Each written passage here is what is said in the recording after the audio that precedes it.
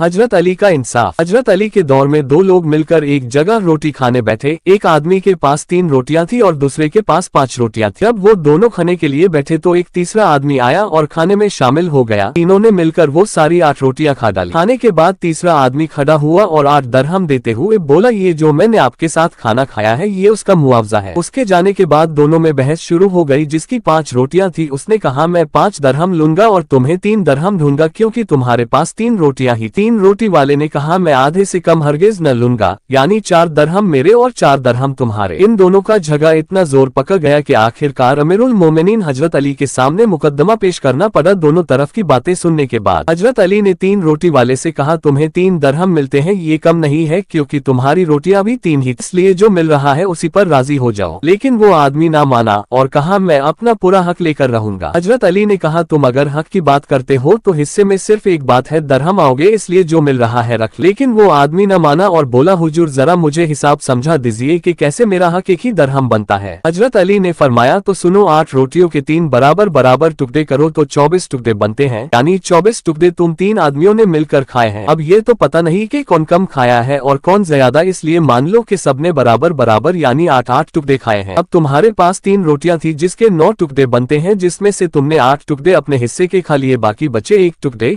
यानी कि उस तीसरे आदमी ने तुम्हारे हिस्से का सिर्फ एक ही टुकड़ा खाया था। अब देखो, इस आदमी के पास 5 रोटियां थी जिसके 15 टुकड़े बनते हैं और इस आदमी ने अपने हिस्से के 8 टुकड़े खा लिए, बाकी बचा 7 टुकड़ा उस तीसरे आदमी ने खाया है। इसका यानी उस तीसरे आदमी ने तुम्हारे हिस्से का सिर्फ एक ही टुकड़ा खाया, बाकी का 7 टुकड़ा इस आदमी के हिस्से का था। उस हिसाब से तुम्हारे 1 टुकड़े का 1 दरहम और इसके 7 टुकड़े के 7 दरहम बनते हैं। ये सुनकर वो आदमी बोला, आपने ठीक फैसला किया, बेशक मेरा हक 1 दरहम बनता है और मैं इस पर राजी।